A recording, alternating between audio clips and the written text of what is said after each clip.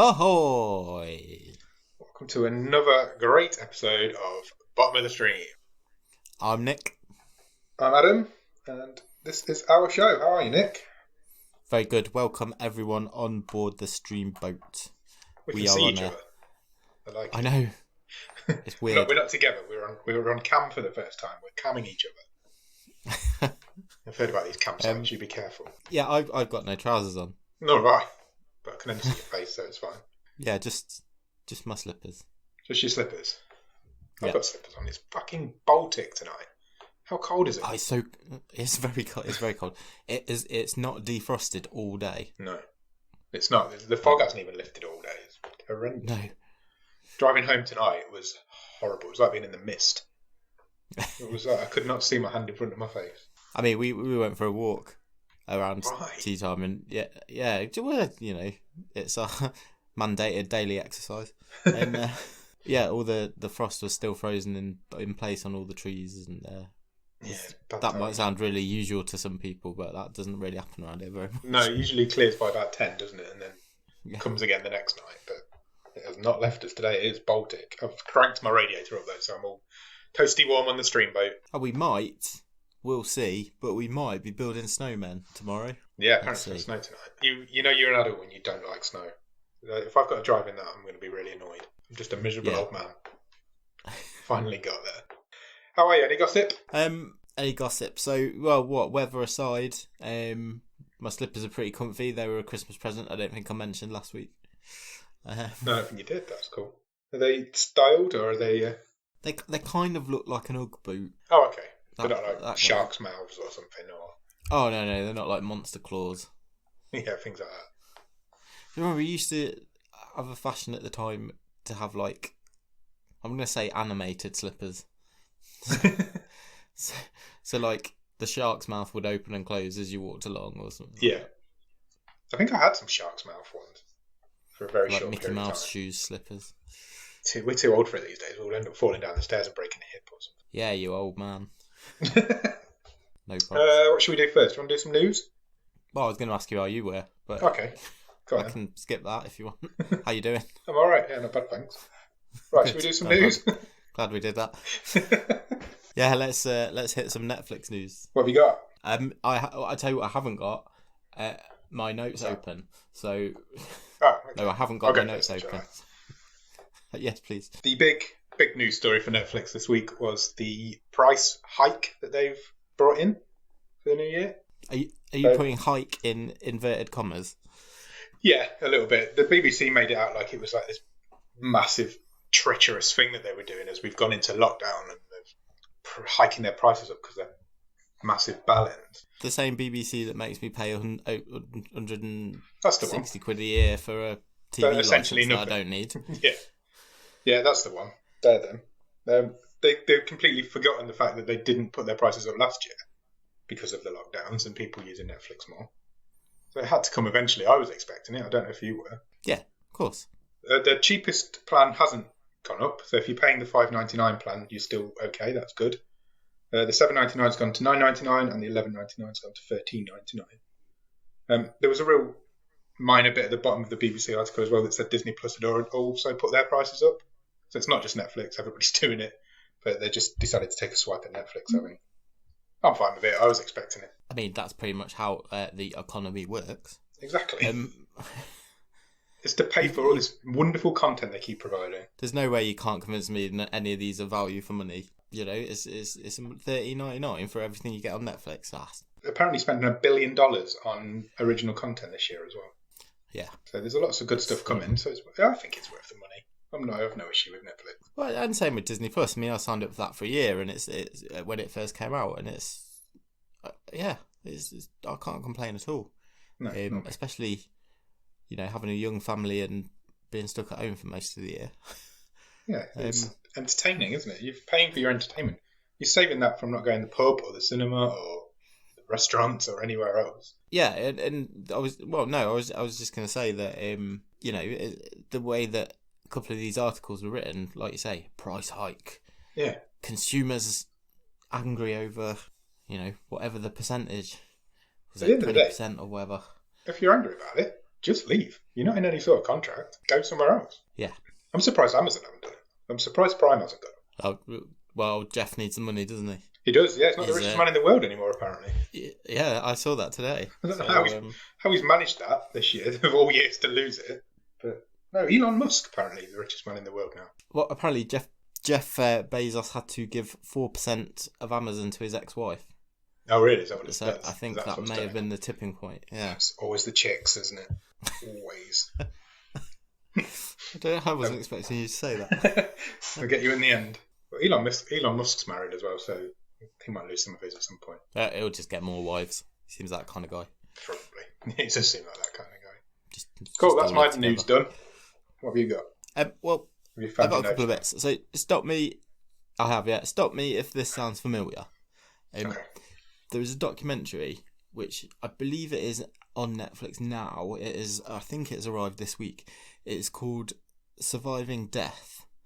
And okay. it is about a scientist who is on a quest to prove that an afterlife exists. Right. And, is his name? Yeah. Robert? Does that sound familiar at all? It does sound slightly familiar. No, his name's not Robert. And obviously wanted to bring it up because we watched a movie with exactly this plotline. We really did. Earlier this season. Yeah. Yeah. Quite a good movie as well. So if you want to see the real life version of that, go and check out Surviving Death, which is now on Netflix. Somebody at work recommended it to me actually, so I might check that out. Apparently, it's quite interesting. What, Surviving Death? Yeah. They mentioned it to me today. People if anybody watches anything on Netflix now, they just come to me and say, "Oh, have you watched this?" Like, just expecting me to have seen everything that's on Netflix. So I'm the Netflix expert. I definitely would not call us that, given on what some of the things we watch. No. I actually said that to him. I was like, you should see some of this shit that it recommends in its algorithms because it's some of the shit I've watched in the past. Yeah, we are at the total mercy of our randomizer, so... Absolutely. We are not a judge of quality. We watch what gets thrown out at us. I have no idea what's good and what's bad anymore. I've lost all track of that sort of shit. I've still not recovered from Swipe to last week. No, not me. I don't think I ever will. I don't think I'll ever be the same again after that. No, that's it's going to take a while. We did well to avoid the wrath of the director, though. Have you seen this? Go on. The lady who directed it, Anne Deborah Fishwife, something like that. Fishman. Sorry, I saw you were about to take a drink, so I thought I'm going to make a joke. Anne Deborah Fishman apparently is quite... She goes on the attack if she hears people bad-mouthing Swiped. To the point where she's on the attack a lot. To the point where she's been banned from Twitter for trolling people. Okay. For not liking the worst movie anybody's ever made. She's a bit of a Karen, apparently, by all accounts. Okay. She does not seem like... She seems like a piece of shit, if I'm honest. She does not seem like a nice person at all. So, fuck you, Fishwife. Come at me. Yeah, there you go. Give us... I'd take the publicity, to be honest. Well, yeah, you probably do need it if you've made a movie like that. Yeah, exactly. Sorry, I went off on a tangent. What were you saying? No, it's fine. I've got a couple more bits of news. So, okay, cool. Well, I have one more bit of news. Okay, so, that's not a problem. Lock and Key. Yep. Has been commissioned for a third season. Oh, the second season hasn't even been on yet. No, apparently they only wrapped it just before Christmas, and they're pretty much filming back to back, so they've not torn any sets down, and they're going back to work in the next. That makes sense, weeks. I suppose. If you're going to do it, you might as well do it during the pandemic while it's all still going on. Might as well work that's it. If you're going to work. If the precautions are set up, and it's an easy win. It always helps when you've got and it always helps when you've got a young cast, isn't it? You don't want to get in the Lost scenario where they have that little kid and then they have to write a ridiculous storyline to explain why he was. It wasn't a ridiculous storyline. Suddenly it was grown quite up. Good. Do you think the whole time travel thing from Lost came because of Walt? It's going off on a complete tangent. The writers were just like, shit, we need to time travel. Let's just make this whole show about time travel. Maybe. Yeah, quite possibly. Talking of Lost, which I know you love to do. Yeah. My other bit of news, I can easily segue into, because Disney have announced that at the end of February they will be adding a new feature to Disney Plus, which is called Star. Okay. And this is going to host basically more adult content. And I don't mean like boobs and that sort of stuff. But it's like there are other properties that are not necessarily Disney-fied. So the Die Hard films, Desperate Housewives, Lost, all the ABC stuff. All the sort. Oh, right, okay. That's interesting. Will be turning up. Yeah. That might persuade me to get Disney Plus. Yeah, well, yeah, I would wait a bit nearer the time, see what else is coming on there, and have a look at it. Cool. Good news. Talking of vintage TV shows, although I don't like to call Lost vintage, but it probably is by now. I did start my Dexter rewatch that I've been threatening. Oh yeah. It looks dated. I don't really? want to badmouth it in any way, but you've got to remember that the first season of Dexter was 2006, and it feels really weird that it's just not in 4K. Just can't get used to it. It looks old, and I didn't notice that during my rewatch of Lost, which is 2 years older. But with Dexter, it's really noticeable. It's really weird. Oh, it is interesting. But it's still a fantastic TV show. It's still one of the best shows ever made for most of its How much have you done? Not a lot. I've done about 5 or 6 of the first season. I started it a couple of nights ago. Yeah, it's good. I'm enjoying it so far, but it does look... You can tell it's not been filmed in 4K, put it that way. I don't even know if it would have been HD in 2006. It might not have even been filmed. It might have been borderline, yeah. Yeah, so I don't know, but it doesn't... There's certain scenes that just don't look good at all. Clancy Brown's been cast in the new series. Oh, was he? Yeah. Good tie-in. You're good at tying in things tonight. That is bonus news, because I hadn't even got that written down. I just pulled it out of my brain hole. Interesting. That's a good bit of casting. Yeah. He's usually good value, isn't he? Cool. I think that's all my news. Is that all your news? Yes. Have you watched anything good at the top of the stream? I have watched a couple of things this week. And I suspect that they might be quite similar to yours. From a couple of conversations in the Discord this week. It's been fun in there this week. Come in.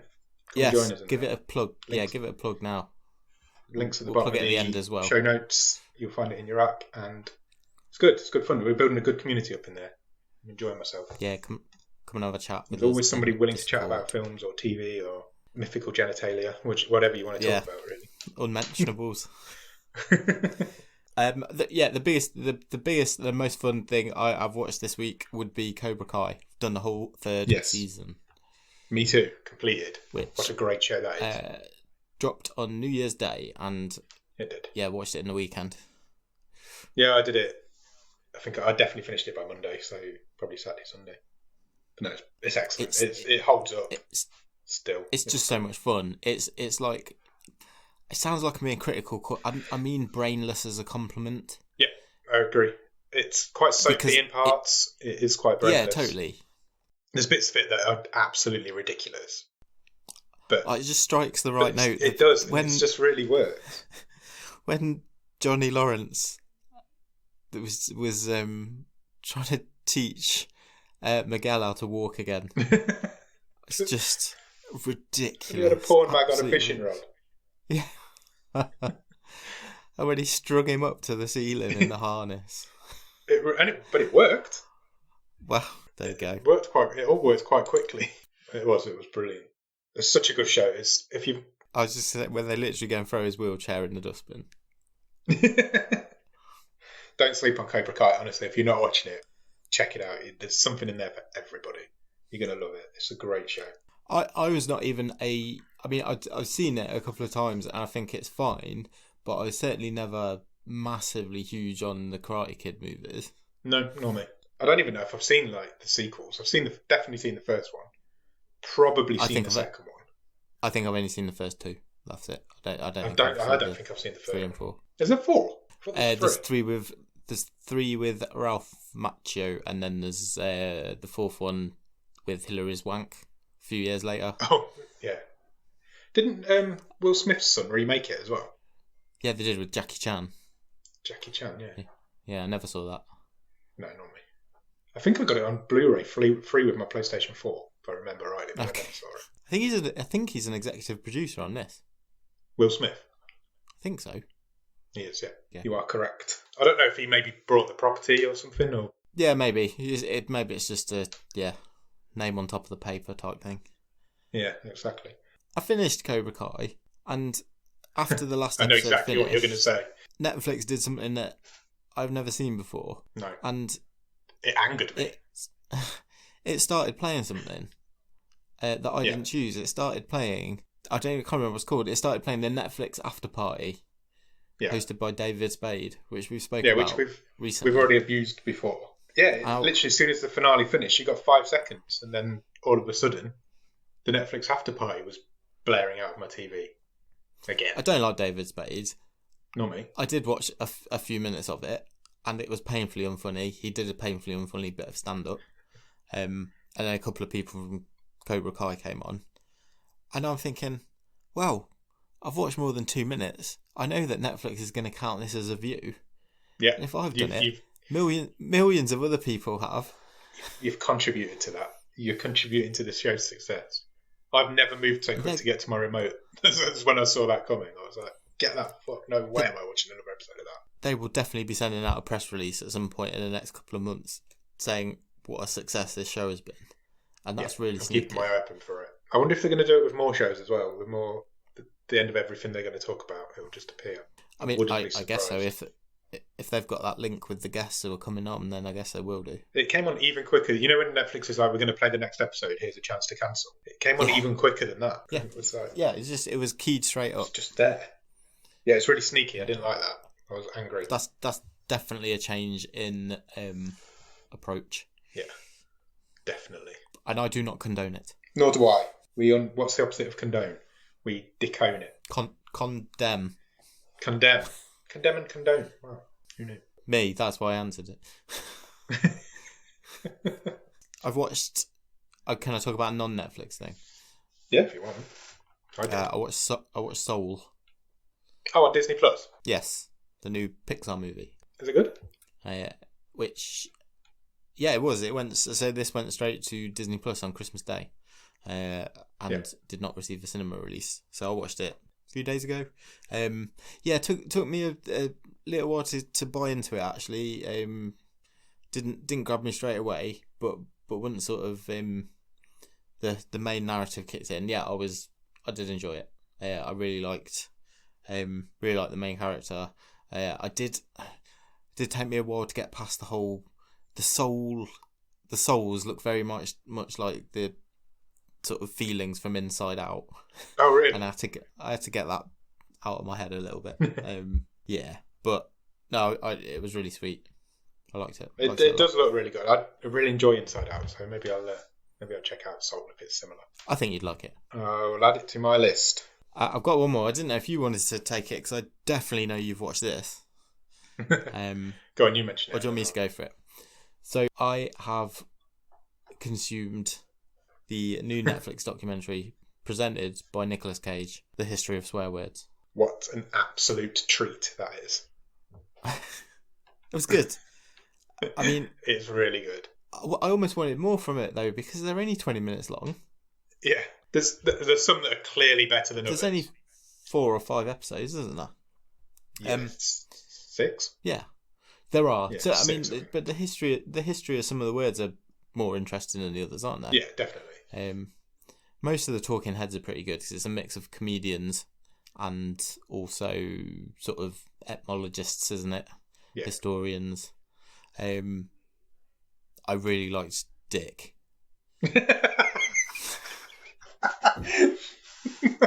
Me too. But I didn't think much to Pussy. Yeah. No comment. Fuck was the best episode. Fuck's the first one, and it is the best one. Should have been the finale. It's really interesting. Yeah, possibly. I think they were just trying to suck people in.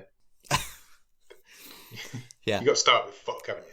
Yeah, I think so. What is it? Fuck, shit, dick, pussy, bitch, and damn. Damn. Yeah. Damn was a strange one to pick, but it was actually a really interesting episode. Yes, so I thought, who gives a damn? But actually it was really interesting. It was quite interesting because it's all about how words evolve over the years, and damn is one of them. So it's like at its end of its evolution. It's not even really a swear word anymore. And it kind of went through that way, didn't it? Like, exactly. Fox right at the beginning of its lifetime. And Dan's right one at of the end of his. one of the Talking Heads talks in I think it's the shit episode, when which I found really interesting. He was like, in probably by the end of the century, shit is going to be like crap is today. Yeah, they reckon that's going to be the next one that's just going to evolve away into not being offensive anymore. Yeah, which is really interesting when you think of it like that. Yeah, no, saying that's basically the journey that Dam's been through. Yeah, which is I couldn't, when I saw it on the episode list, I was surprised that it was there, but it actually really makes sense that they've done that one because it is at the end of its life. It's really interesting. There were some episodes that needed more Cage, that he felt like he was tacked on. Apparently, he recorded the whole season in a day. Doesn't surprise me. Just did it all in one day. He is a pro. He's amazing. The episode they used him best in was the Dick episode, because they let him off the leash a bit, and he was trying to make Nick happen, which I really like. You wanted to replace Dick with Nick, which I quite like that as well. Sometimes you're a real Nick. But no, if you're even got a passing interest in Nicolas Cage, check it out, because it's Cage at his absolute best, and it's a really interesting show. He has definitely had a hair transplant, though, hasn't he? 100%. I don't think it's the only work he's had either, if I'm honest. No, but yeah, he went for it. It was good choice. Glad they convinced him to do that. I think he was I can't think of anybody who could have done it better. Absolute legend. Cool. What about you? Have you watched anything else? I've watched a film. Okay. Which appeared this week on Netflix. It is called Spree. Have you heard of this? I have heard of this, yeah. So this is Joe Keery's first starring role. You would know him as Steve in Stranger Things. Is he called Steve? That sounds right in my head. Yeah, he popped up in Death to 2020 the other week as well. Yeah, he did, briefly.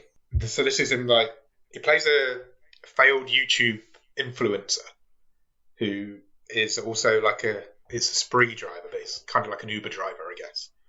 Okay. And he fills his car with cameras and live streams his day on the job, and talking to people who he gets on in the cab with him. Yeah. But then decides he's going to do a killing spree and literally kills everybody who gets in his cab. And it's absolutely fantastic. I was not expecting it. I thought it would just be a little bit of a brainless bit of fun. It's actually a really good social commentary on the modern era. I think I'm going to try and watch that this weekend. But it's 100% worth checking out. It's absolutely brilliant. It's really good. David Arquette's in it as well. Oh, I've always got a bit of a soft spot for him. He plays his dad. It is really it's a lot of fun, but at the same time, it's you could actually see this happening. The way Facebook and Instagram Live goes and that sort of. Sure. It's not that much of a stretch to imagine one, especially with the events of yesterday. What happened in America yesterday. You can imagine this sort of thing happening at some point in the future, and it's a really interesting take on it. And I highly recommend Spree. It's new to Netflix. I think it was due a cinema release last year, but it's one of those films that didn't get it. Yeah, sure. So they snapped it up. Snapped it up, and it is. I can't speak highly enough on it. I was expecting it to be a bit of just brain chewing gum. Yeah. But it really wasn't. Good, that's a good recommendation. Thank you. Anyway, we've been waffling for far too long now. We were going to do the top 10, but maybe we'll leave that till next week. Yeah, I'll still be there next week. Shall we talk about this week's film? Yes, let's do it.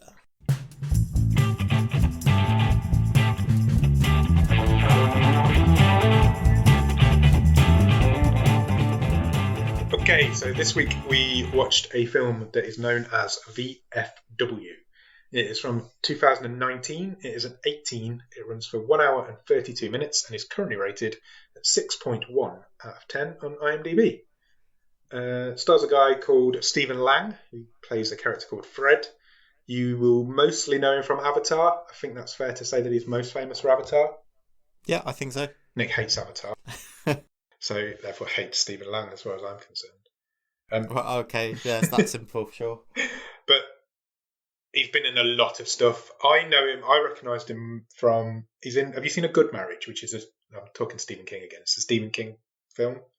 No, I'm not familiar with that one. He's in that, and he's really good in that. So check that out. That's where that's where I kind of recognise him from. I knew he was in Avatar, but he's been in loads of stuff. I'd probably say he's the best thing about Avatar. So there you go. Okay, I'll give you that. Also stars a character called a guy called William Sadler, who plays a character called Walter. Definitely most famous for The Shawshank Redemption, which is also a Stephen King film. He's also in The Mist, which again is also a Stephen King film. There's a definite theme going on here tonight. Yeah, there is. You'll know him also from the Bill and Ted films. Of course, yeah. Plays Death, doesn't he? He does indeed. And he's also in Die Hard 2. Oh, it's been years since I've seen that. He's had a storied career, although he is looking aged now, shall we say. What's the point? Well, of course it is. It's definitely the point in this film. Also stars a guy called Martin Kove, who plays a character called Lou. We both recognise Martin Kove because he's in Cobra Kai. Because he was in Karate Kid, and that's probably what he's most famous for. He plays Sensei Kreese in both Karate Kid and Cobra Kai. I've got a few bits of information about Martin Kove for you. Would you like to hear them? Yes, please. I have unbelievably, I can't, the amount of time Martin Cove's been on my TV this week. Just been in everything you've watched. Yeah. What's 10 episodes of Cobra Kai, hour and a half of this movie. You're going to watch Karate Kid. I feel like I know him. Maybe, yeah. You should be easy to find, because how many IMDb credits do you think Martin Kove has? I imagine he has been a very busy man throughout his long career. Because I just consider him to say he was in Karate Kid, then he disappeared for 30 years, and now he's in Cobra Kai. That's how I know. I bet he's done TV. Just is he one of these guys who's just never not been working? I would say 85 credits. Go higher. 100. Double it. Wow. Okay. And then go higher. It's 229. What a guy. They're mostly films. Of those 229 credits, how many do you think are rated below 4 on IMDb? Oh, what a question. Well, I'm going on chiefly the Karate Kid stuff. He was in Commando, wasn't he, with Arnie? Or Rambo? One of them. Was it Rambo? Rambo First Blood, he's in. Yeah. How many are less than 4? Of what? 229. How many are rated less than 4.0 on IMDb? Now, I'm going to take the positive spin and say he's good at picking projects. Okay. Let's see how that goes for you. 100. You've done it right there. It's 47, to be fair. Okay. The lowest of which is a 1.8. Oh, dear. Which is a full-length feature film called Joker's Poltergeist, which has an amazing poster of a man who looks like the Joker standing in a flaming, what do you call it? Devil's fire? Hell star thing. What do they call it? Pentagram.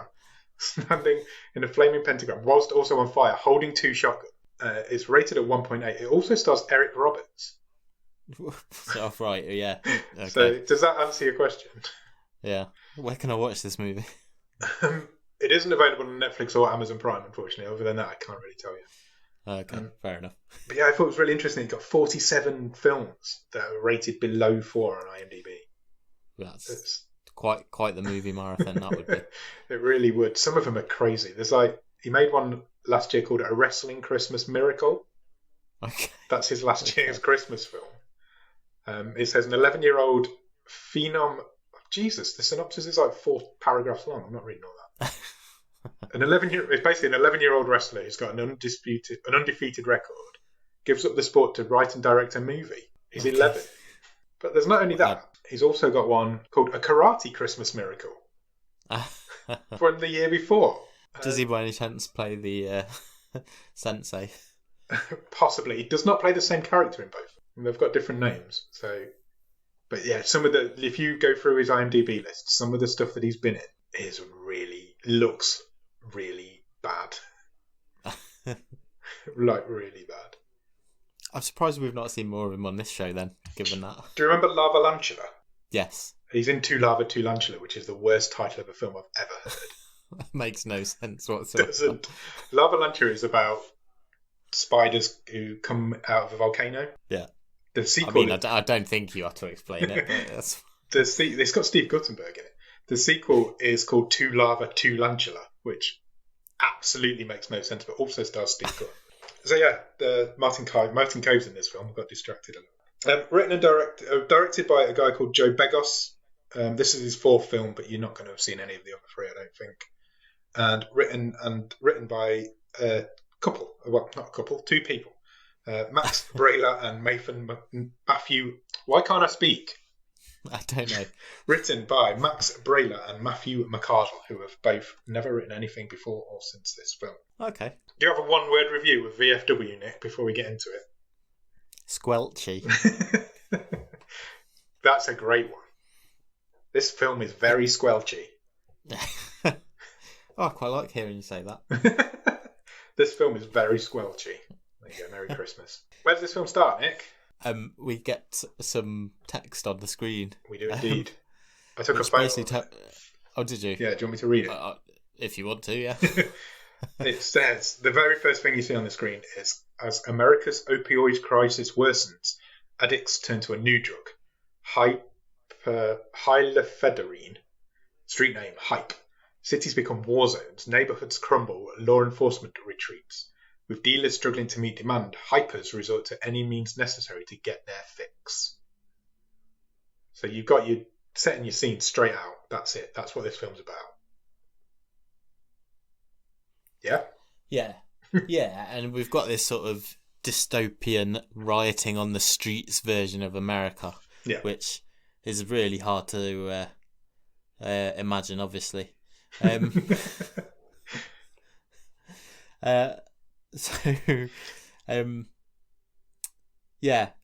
sort of everything's on fire, isn't it? Basically, yeah. It's night time. Yeah. The whole film's set at night time, and the whole film's bathed in a red light. It is. It's quite distracting at some point. I watched this.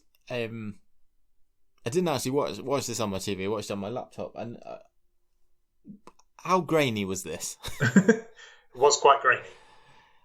It's distinctly shot with that kind of grindhouse griminess to it, isn't it? Yeah, completely. A definite artistic choice, and I really liked it. I thought it was a good choice. Yeah, I agree. It covers up a multitude of sins as well. You can hide some of your special effects under that sort of thing. It does, and they were definitely going for that sort of 80s, late 70s, early 80s vibe, weren't they? With sort of the lighting, the like I say, the sort of graininess of this.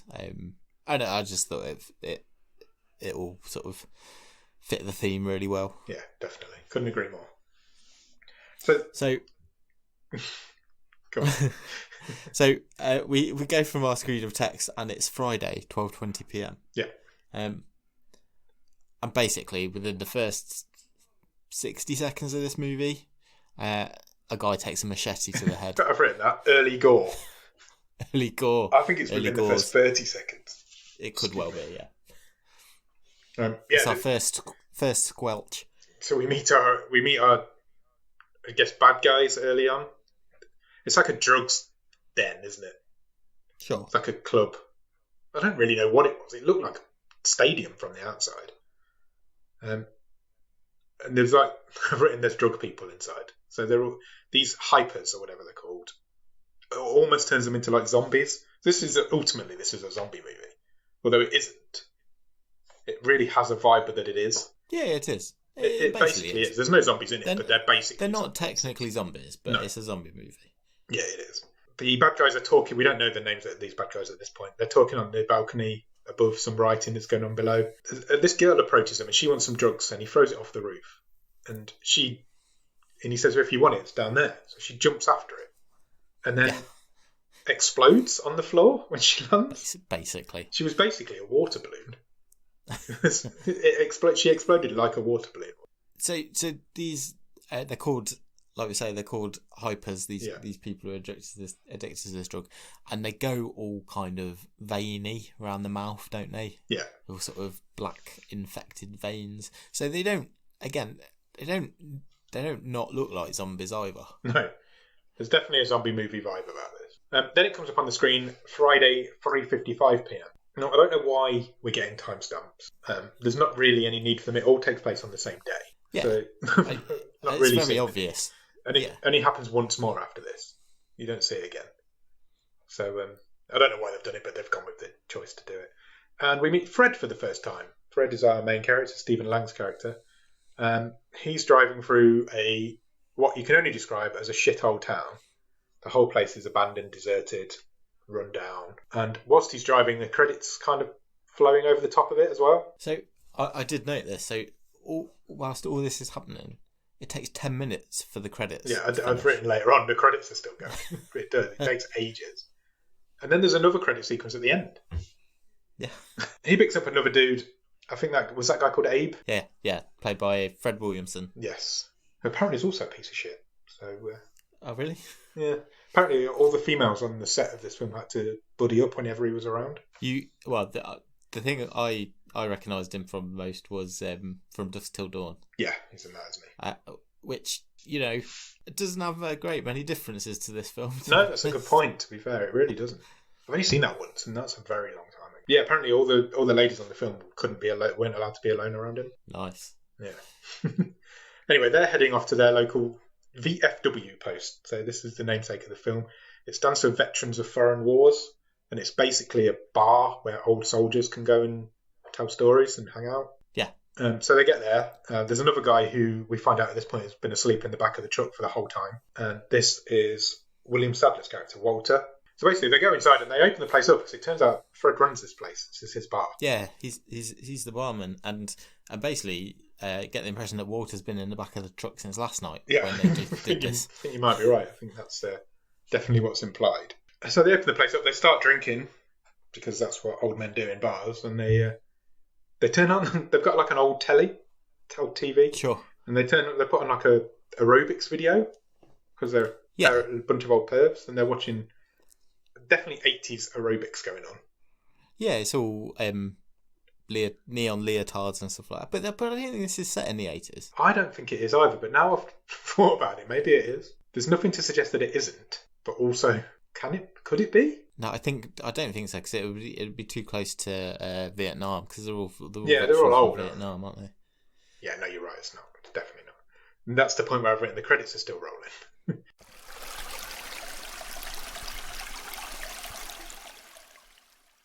Then we get Friday, 6:30pm. So it's early evening now. The bar's busy. There's quite a few people in there. And Lou walks in. Lou is obviously Martin Cove's character. He is a used car salesman. Sure. And he's all dressed up. Suited and booted. Because it's Fred's birthday. At this point, I noticed... Go on. I was just going to say, did you notice that he walked in and basically his opening line is, Fred, I'm going to buy your truck off you. You've had that piece of shit for so long. And Fred's like, no, I love my truck. And he's like, Lou, you're a snake. Do you think that was deliberate? Probably. He just can't shake off Cobra Kai, can he? No matter what. No. At this point, I noticed that George went propping up the end of the bar like he always used to do on Cheers. Loved it. Nice little... Literally the same seat that he's always in. I used to love Cheers. I was proper into Cheers when I was younger.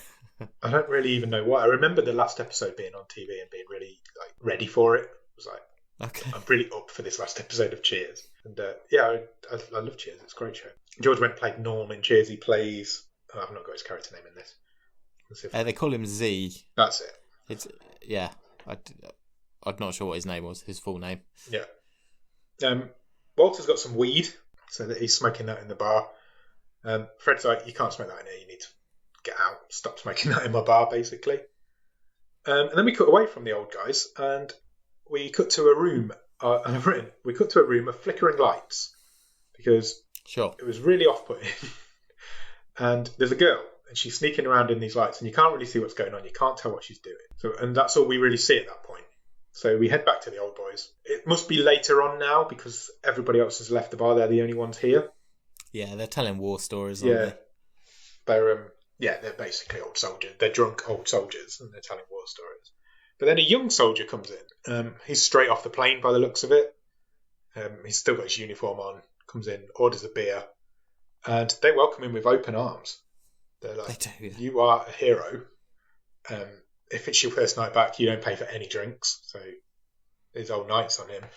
And basically they take him under their wing a little bit, and they start telling old war stories, and he starts telling some of his war stories, and it's a bit of a bonding session between them all, I suppose. Sure. Soldiers stick together. Walter wants to go to the local strip club because it's Fred's birthday and he feels like they should be marking the occasion with boobs. Oh, there's a really, we won't go into it, there's a really long and story as to why they're going to see this particular woman. I did think about writing it down, but I thought the story fell really flat, actually. I think it was probably, at this point, I'm like, this hasn't grabbed me at the start. There's somebody Fred used to know's granddaughter or somebody who was stripping. Like it was pointless. Then suddenly, all the power goes off in the bar. Yeah. The whole thing goes down. So Fred goes backstage. What's the word I'm looking for? Back Goes to the storeroom. Goes to the storeroom. I don't know. But we cut away. We leave them there, and we go back to this girl, and she's managed to get to an office of wherever she is, and she's robbing the safe. And it turns out it's the safe that belongs to the drug dealers that we met at the beginning of the film. Yeah. They've had a power cut as well, hence all the flickering lights. But she nearly gets caught. She gets caught by, I think the guy's name was Boz. Boz, right? Yeah. So she empties the safe full of drugs. Yeah. So there's like 6, 7, 8 bricks of drugs packed. She puts them in a bag, but he sort of sees her as she ducks around the corner. Yeah. But so she manages to get away. There's a bit of a chase scene around wherever they are, but she does manage to get away. Cut back to the bar. Fred can't get the electrics back on. He's tried, but he's failed. So he goes back out to the front and he's like, "It's over, boys. Good night. Everybody's got to go. I've got no electrics. Nothing else I can do." But they persuade him to stay. They're like, "Well, you always serve warm beer anyway." Yeah, one more for the road. One more, why not? I've written, the Mad Max druggies know who it was. Because for some reason they're all dressed in like Mad Max style clothes. Yeah, it's all levers and shoulder pads and bras and studded stuff. So the main guy is called Boz. I don't know the name of the main girl because there was 2 of them, wasn't there? Gutter. Nice. But he's got like a tannoy. I don't know where they are, whether it's an old supermarket or something. I don't know, but he puts a tannoy announcement out saying that Lizard has just stolen all of the drugs to all these like hype heads who are just hanging around. It's like, so if you want another fix, you need to catch this girl who's apparently called Lizard. And quite quickly, a crazed mob forms. They're basically a zombie horde. Sure. But she escapes. She manages to get free from them. She gets away from them all. Now, one thing I don't think we've mentioned is that the VFW bar is directly over the road from this lair. Yeah. Yeah, the drug lair. For want of a better word.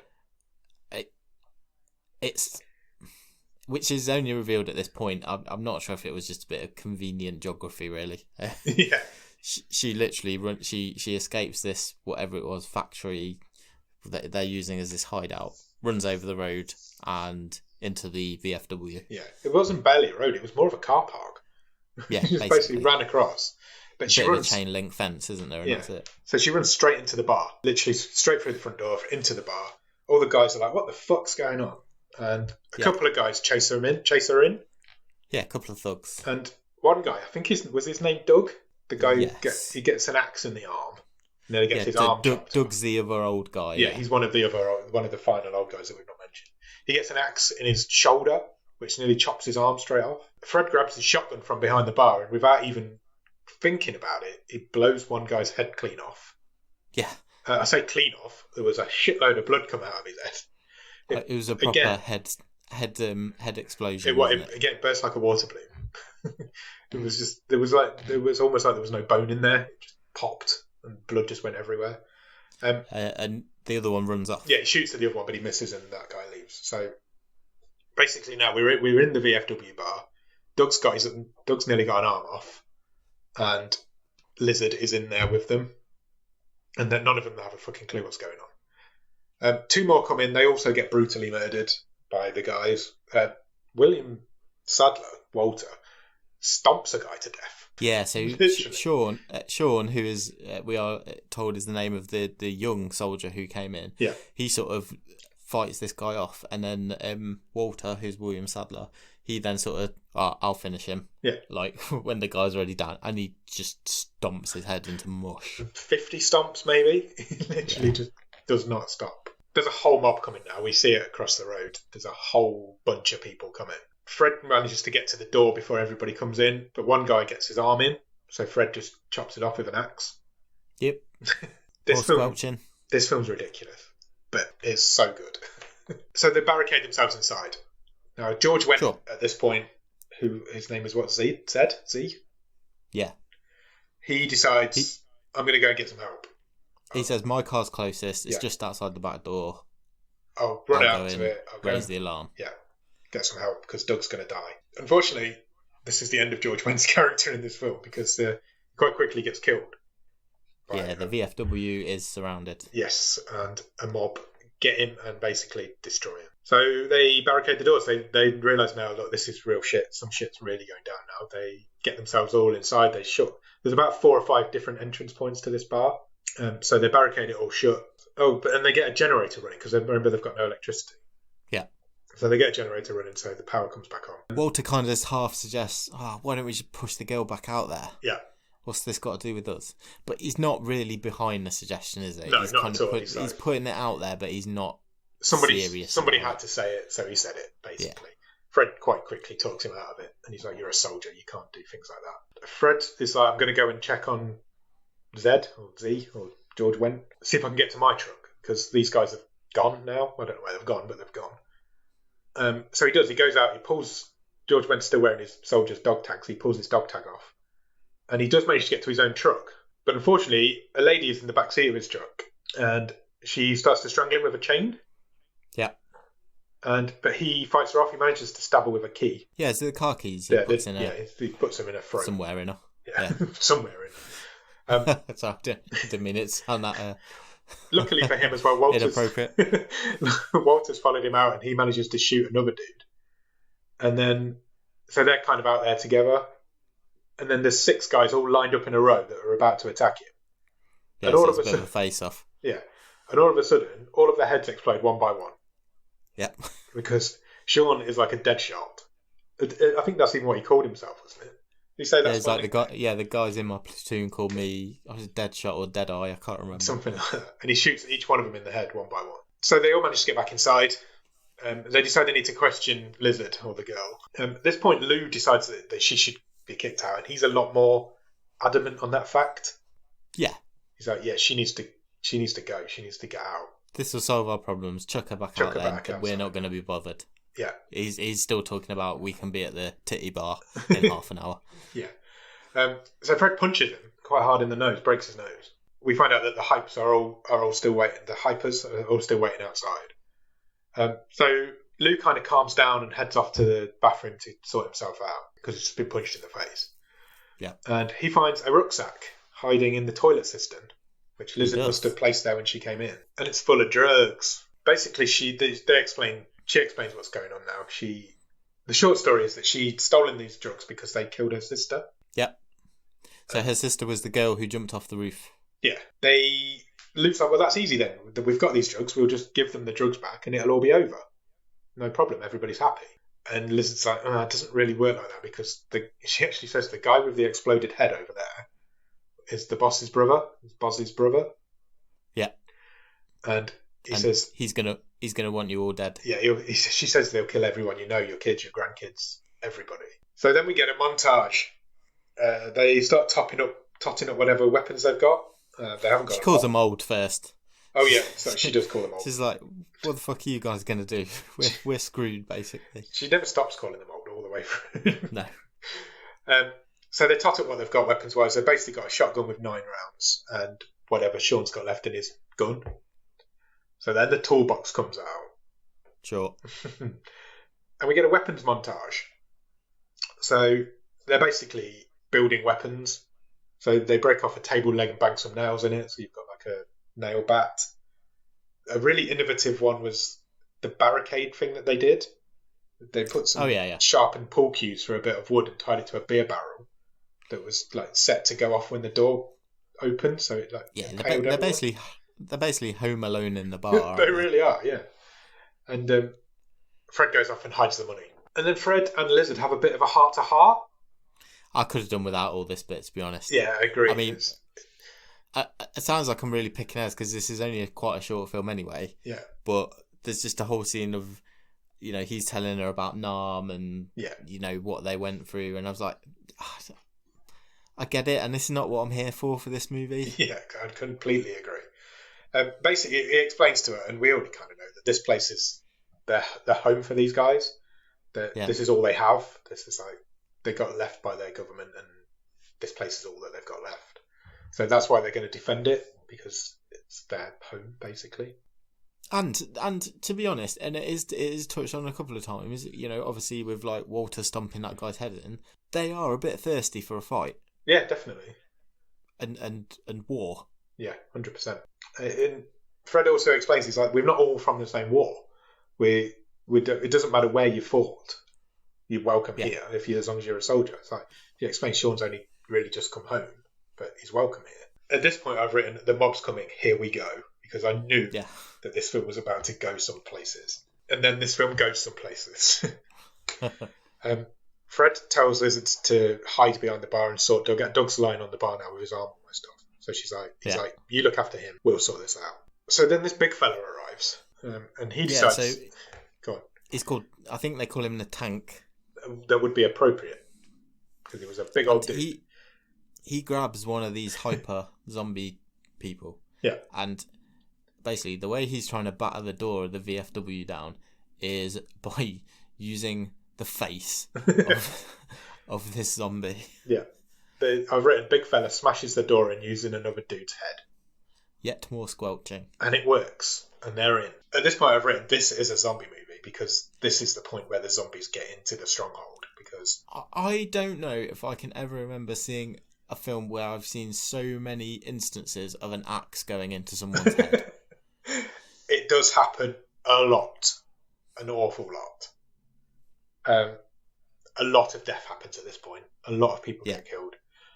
There's axes to heads. There's people getting shot all over the place. The nail bat takes a few guys out. The beer barrel... Fred kills one with a dart. Yeah. The beer barrel battering ram takes out quite a few. They've even got Molotov cocktails made out of tennis balls. Yeah. Sean kills one with a deer. Yeah, I've written that. One guy impaled on an antler. So, and it comes to the point where the big guy, Tank, if we're calling him that, is the only one left. Yeah, well, I've put in my notes, wave one's down. Yeah, that's exactly what happened. No, it's not. The big dude's in. And this scene, Shaun of the Dead when the big barman attacks them. Yeah. It's just like that scene. Because he's kind of spinning around like they are. And Lizard's on his back and she's stabbing him. Hundreds of times. Stabbing the shit out of him. And then Sean knees his head off. Yeah. He just basically keeps kneeing him in the head till his head comes off. We'll cut from there to the two leaders, Boz and... Did you say Gutter? Yeah. They're basically outside watching all this carnage happen from a distance. And Gutter says, the sun will be up soon. If we don't get in soon, it's all going to be over. Yeah. I presume that means like the cops will come out in the daytime. Yeah. I assume so. Cut back to the bar. Lou and Walter are sitting at the bar having a drink and discussing what they'd do with all the money that they'd have if they sold all those drugs. And that scene ends with Lou saying, I'd buy you all a nice coffin. I was like, oh, thanks, mate. Lou decides at this point he's going to negotiate. He's a car salesman. So he thinks a lot of himself, doesn't he? He does, yeah. So he thinks he can talk their way out of this, despite all that's gone on, and despite the knowledge that Lizard. When Lizard told them, "You've killed this guy's brother. He's gonna want you all dead." Yeah, he is that sort of confident in himself. He still thinks he can talk it right. He thinks he's got the gift of the gab, and he thinks he can go out and do it. Fred talks him out of it, but that's only a ruse because he sneaks out the back door anyway. Yeah. And he approaches them. He approaches Gutter and Boz. It's a fruitless task because they capture him. Yeah. And they try and use him as bait to get the girl back. So basically they want to swap him for the girl in the bag. Fred walks outside to try and negotiate with them, I guess. He's got some of the drugs, but not all of them, and he definitely doesn't have Lizard. No. Then Lou takes out about 5 of them. He manages to escape and takes out loads of them. But unfortunately he gets shot. Yeah, Buzz just shoots them. Yeah, just shoots him quite a few times. And that's the end of Martin Kove in this film, which is rated higher than 4, so he's doing better than he usually is. Fred gets shot in the leg though, doesn't he? He does, yeah. Fred takes a shot in the leg. Park. Yeah. It's like a stray fence. It's like a stray bullet just happens to take him out in the leg. But so he kind of limps back inside. Yeah, and they duct tape his leg back together. It's fine. They basically just tie it back on with some duct tape. Oh, Doug's dead when he gets back inside. Yeah, he finds out at that point that Doug's died. He's kind of over. Fred's like, I'm done. I can't handle this anymore. Yeah, he's like, we've lost Z, we've lost Lou, we've lost Doug. Yeah. We're done. We're done. He gets a bottle of booze, heads off to the back room, basically gives up, doesn't he? But Lizard goes in and gives him a bit of a pep talk to try and pep him up a little bit. She does, yeah. She's like, you don't give in now. You told me you're a leader, you're a soldier. This is the last stand, sort of thing. And it kind of works. We get a bit of a scene before that over the hypers. They break out the heavy machinery. They've got chainsaws and shit now. Then Fred comes back out the back room. He's got his second wind. He's all up for it. He's like, yeah, let's do this shit. And he goes and has a chat with Boz through a hole in the wall. Yeah. Because they've spotted that the bad guys are laying some propane outside. And then something really weird happens. Why did Abe do what he did? Just like I say, because he was prepared to go out. It was the last stand, and he was just trying to wind himself up, wasn't he? He was basically saying, I'll sacrifice myself so you guys can get away. And he was trying to turn himself into like a war machine, I guess. Yeah. He rips open a brick of these drugs and just snorts a load, basically. Yeah, he takes a shitload of these drugs, just whacks it into his face like it's soap. It's bizarre. It's like he's a gymnast doing the powder for the and LeBron James or something. At that point, he's ready to go. Yeah, sure. He's up for it now. Coincidentally, at that point, the barricaded door blows up.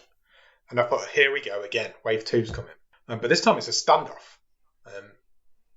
Basically, Boz comes in with some of the goons. And he says, give me the bag and I'll give you a quick death. Yeah. But don't give me the bag and you're going to suffer, basically. So Fred grabs one of the bricks of drugs and he says, right, here you go. And he kind of throws it in the air.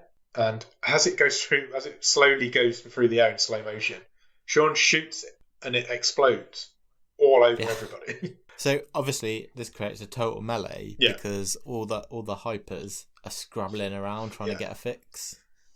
There's a lot more axes and machetes going into people's heads at this point. Yeah, some dude's got like a circular saw. Yeah, which Walter manages to get hold of. Yeah, he's not scared to use it. He literally circular saws about 18 people to death with it. And Abe's totally off his head. Yeah. At this point, Lizard makes the silly decision that she's going to try and leg it with the drugs, but Boz manages to catch her. They all leave, don't they? And they all think that Lizard's behind her, but it turns out she isn't behind them. Yeah. But she isn't. So Fred's like, I'm going to go back for her, because they've left Abe there fighting on his own. Yeah. So Fred goes back, and that fight's still going on. Abe is still fighting with... there's just Gutter left, and he's fighting her. Yeah. So Fred comes up behind her and impales her with a flag. He really does. He puts it through her chest. Yeah.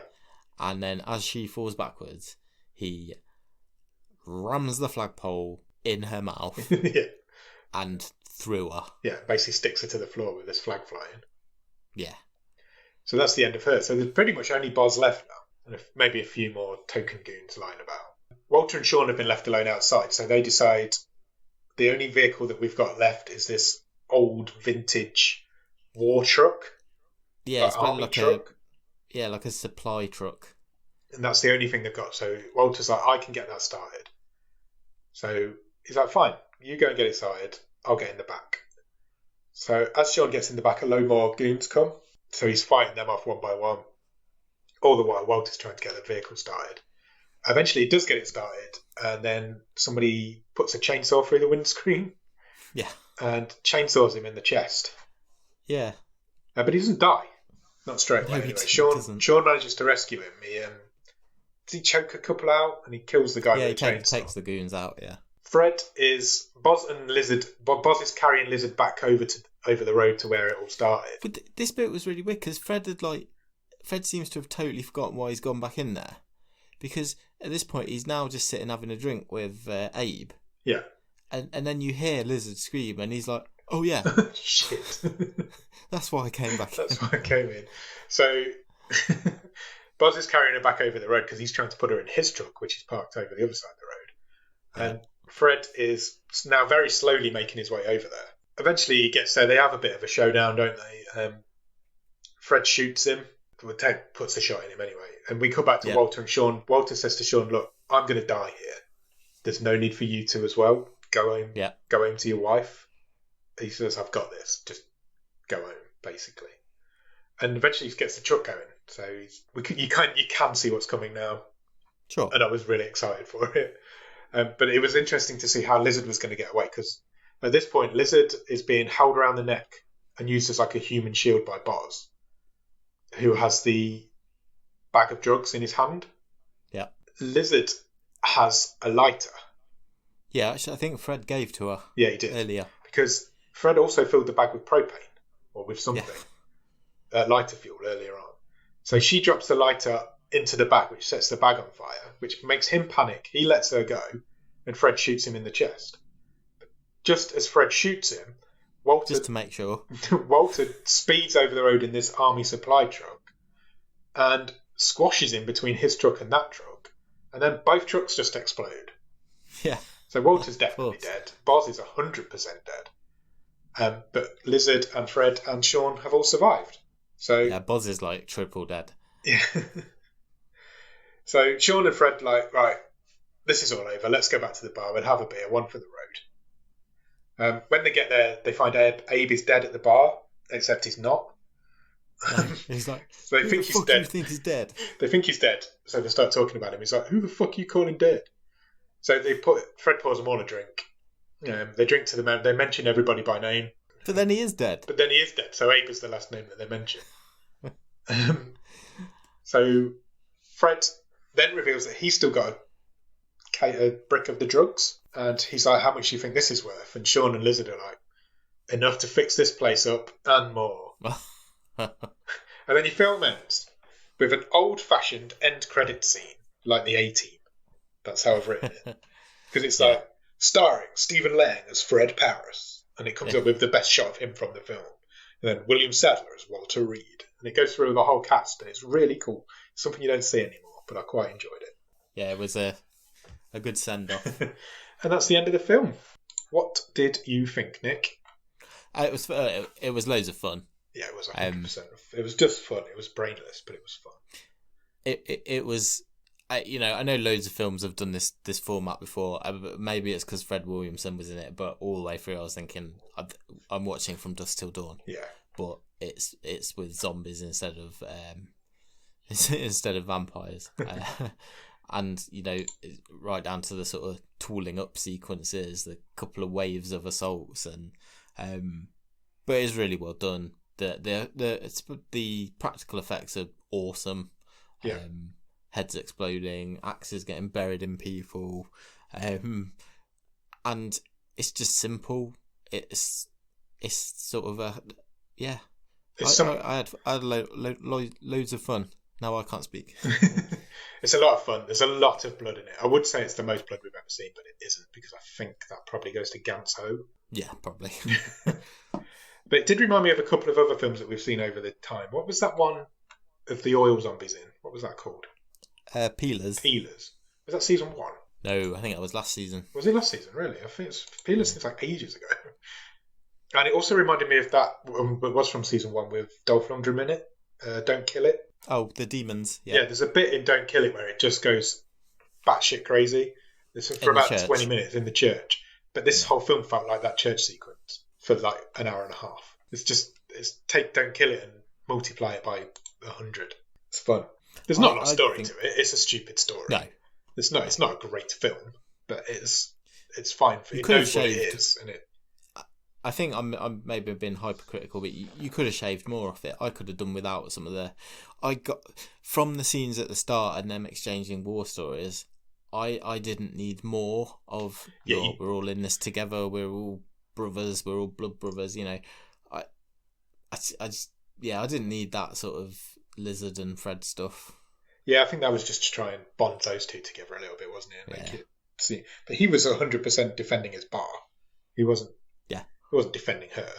Well, he was, but it was more about his bar. It's good fun. It's good fun. If you like that sort, if it is a zombie movie at the end of the day, and if you like that sort of gory, ridiculous zombie movie, you're going to get a lot of fun out of VFW.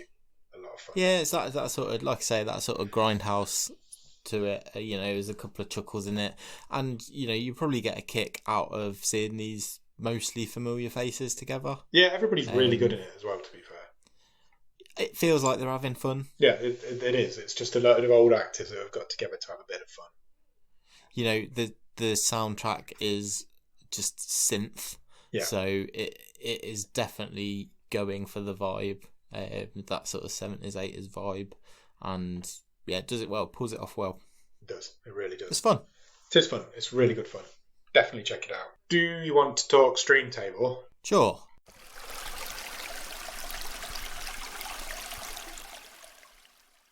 Do you want me to run through it? Or just a bit of it? Or I mean, I think it's probably top half of what we've seen, so you probably don't have to do the whole thing if you don't want to. 7 upwards?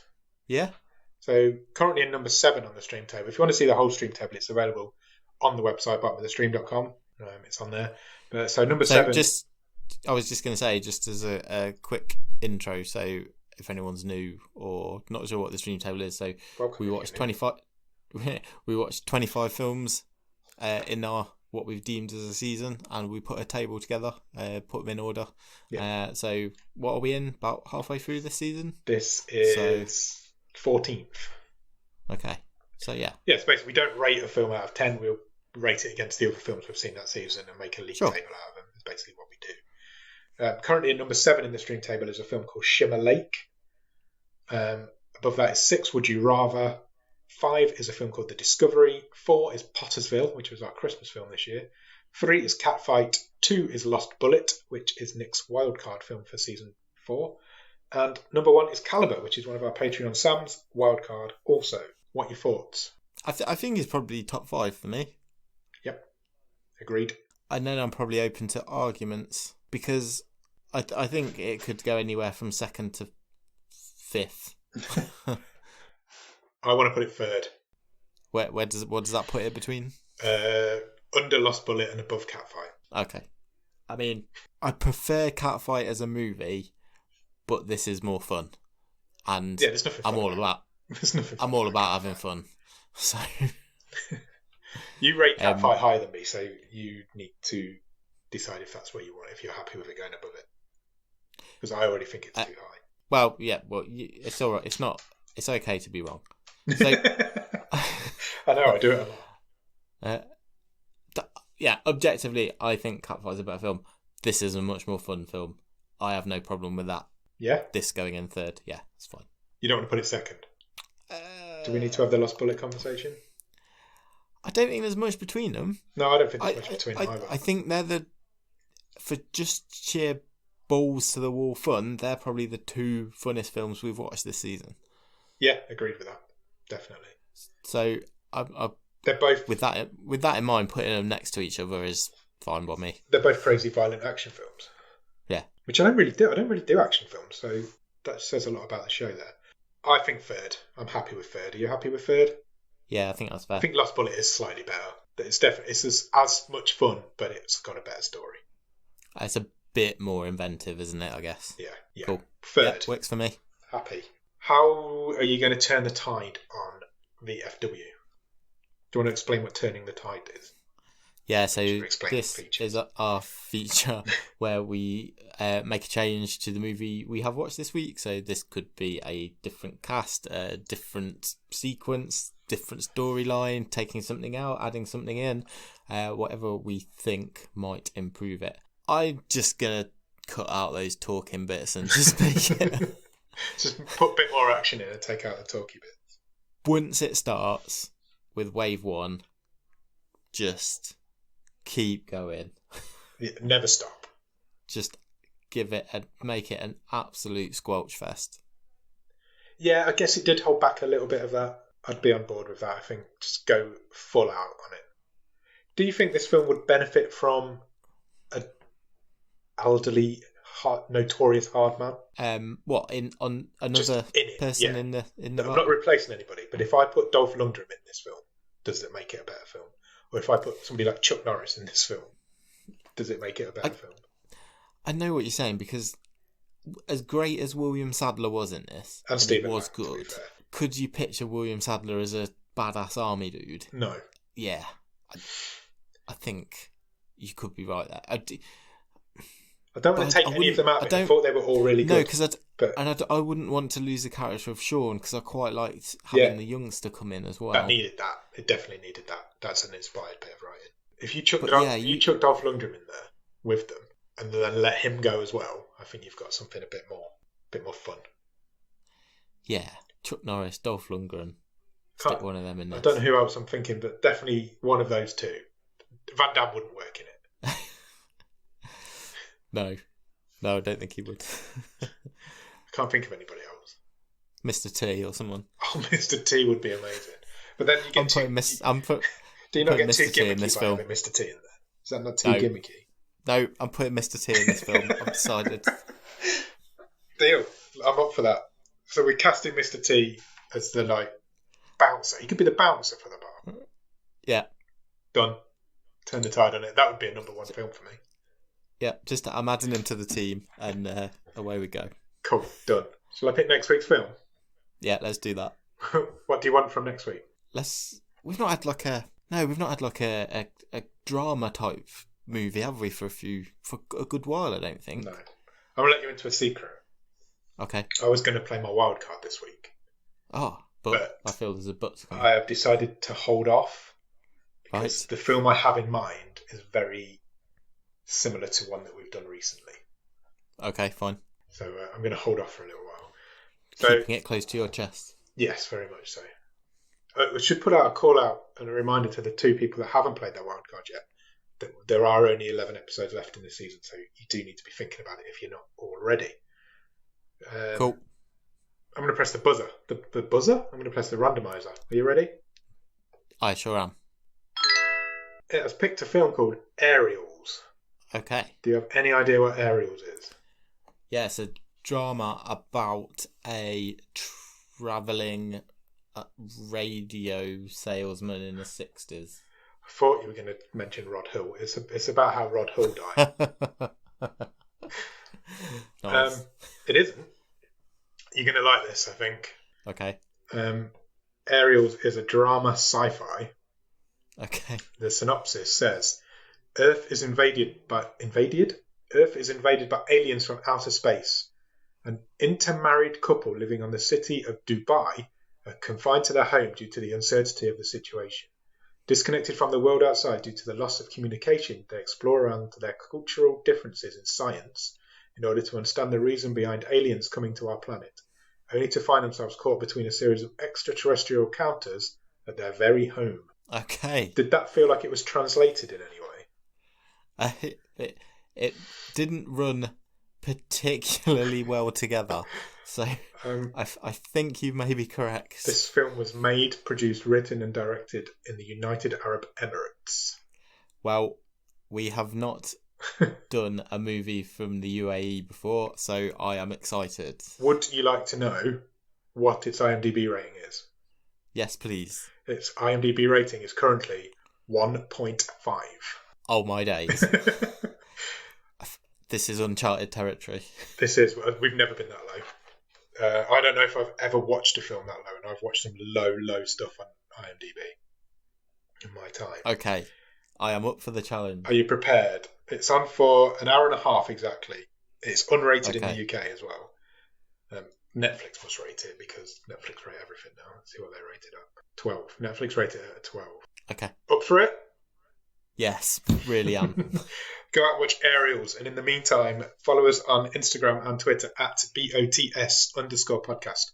Facebook.com/bottom of the stream. The website is bottomofthestream.com. On there, you will find every episode we've ever recorded available to play directly from your browser, and all the stream tables we've ever done. There's also some merch on there.